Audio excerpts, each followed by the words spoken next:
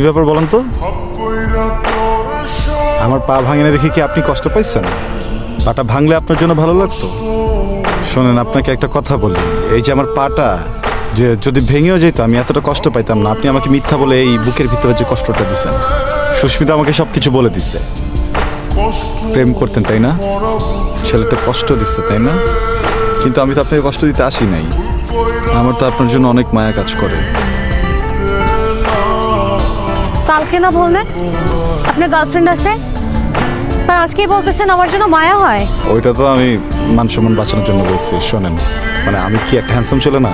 আমি যখন আপনাকে মনের কথা বলতে গেছি আর আপনি যখন সাথে সাথে আমাকে বললেন যে আপনার বয়ফ্রেন্ড আছে, আমি কি করব? আমি তখন টেনশনে পড়ে গেছি, আমার মন খারাপ হচ্ছে না? আচ্ছা শোনেন, আপনিও কিন্তু কম না। আপনার চোখে যে এটা শোনার পরে পানি টলটল করতেছিল, এটা আমি দেখে ফেলছি, বুঝছেন? এখন স্বীকার করেন। আর কিছু বলবেন? অনেক কিছু বলবো, শুনবেন?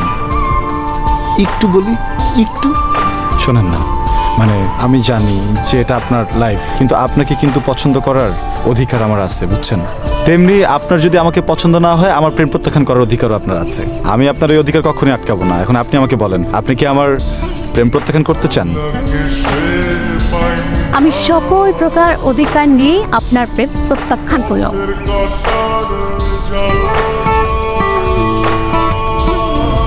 কি এটা? কফি। আমি কফি খাই না, থ্যাঙ্কস। ঠিক আছে, খেয়েন না। আমি যাই, সুরজ মামার দোকানে চা খাবো। খান। আপনি দাঁড়াচ্ছেন কেন? ক্লাস ফাঁকি দেওয়ার ধান্দা? যান ক্লাসে, যান যান। কালকে ক্লাস আছে?